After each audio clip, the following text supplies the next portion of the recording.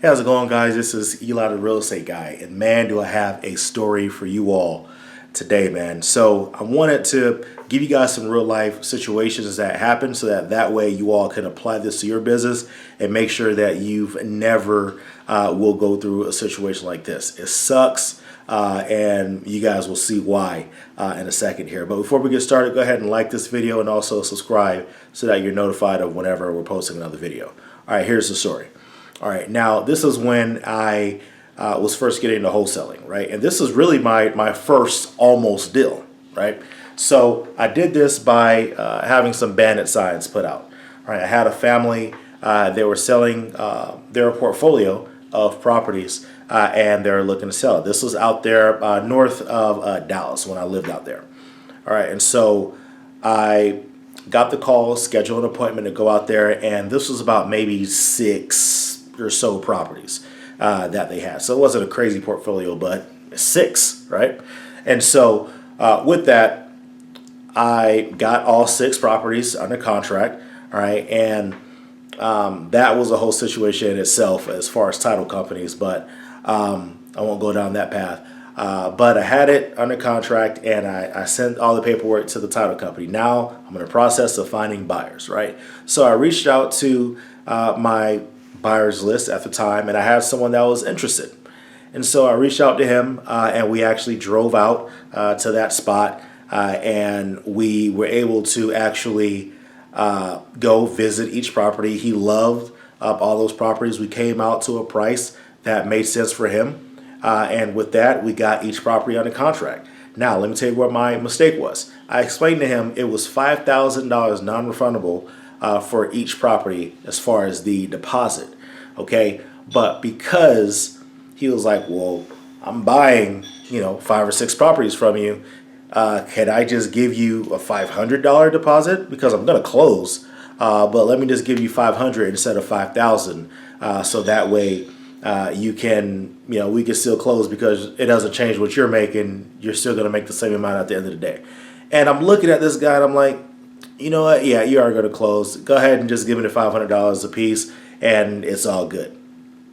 And so I get these checks, send that to the title company, and so I'm just waiting on things to close. All right, and as we're getting closer to closing, the title company is just being a problem. Like it's crazy how much they're just being a problem. So that's another thing that I really want y'all to understand.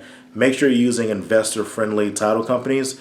And the way you do that is by reaching out to wholesalers that's in that area and ask them who they use to close their deals. Because if you use just a random title company, they're going to jack up your deals and you're not going to be able to close anything. So just remember that. All right, so they're taking a long time. They're just like, whatever.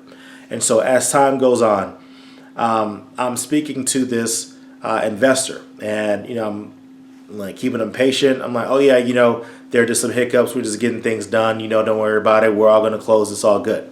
So as time passes by, long story and many situations later, what ends up happening is he says, you know what? I no longer want to buy the properties. And I'm like, what do you mean? Right? He's like, yeah, I'm good. And you know why it was so easy for him to walk away? He's like, you know what? It's only $500 a property that I lost. I'll just go ahead and lose that. But, good thing I got it at a lower price. But, it is what it is. And I'm like, if I would have stayed firm and had him give me the $5,000 a check, because he was going to write the check. Like, he was printing the checks out as I was at his house. He was like, in the middle of it, he was like, can I give you $500 instead of $5,000? I'm like, yeah, okay, cool. And he just did it. Like, in a way, there was like, now that I'm looking back, there's like a sense of like, sucker. Like, all right, cool. More protection for me. But this was my first deal, so I'm telling you guys that so that you all don't have the same mistake, right? Whenever you're having your non-refundable deposit, all right, if it's $5,000, stand firm on that $5,000. I don't care if it's 1 million properties that they're getting, all right? I want you to figure out, what are you comfortable with? All right, if you're comfortable with them going down to $1,000 a property or $500 a property, if you're comfortable with that, just know that whenever they went down to that number, just know that it's possible that's all you're going to make on that deal. So if you're comfortable with it, then go for it. I made a huge mistake on that deal. And I still talk about this to this day because I look back at that. I'm like, man, like I was going to be, making about, on average, I think it was about maybe 8 to 10 grand per property that I was supposed to be making on that deal. And it didn't happen. So it is what it is. I learned, and never again will I have somebody. It even triggers me when they're like, "Oh yeah, well this deposit, can I just not give any deposit?" I'm like, "Trigger, no, I need it." Right? What I mean, it just makes me think back about that time. But hey, that's the story of that situation. So that was the biggest mistake that I've ever made with wholesaling, and I hope that that never happens to you all. So with that, whenever you're asking for that non-refundable, make sure you stand firm, 10 toes down on that deposit. I need that deposit in order for this transaction to go through, or else I'm going to the next buyer. All right, so hey, hopefully you guys like that story that I gave you all.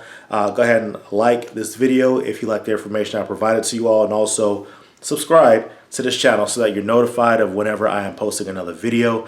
And with that being said, thank you all so much for watching, and I cannot wait for you to get your first deal. Y'all take care.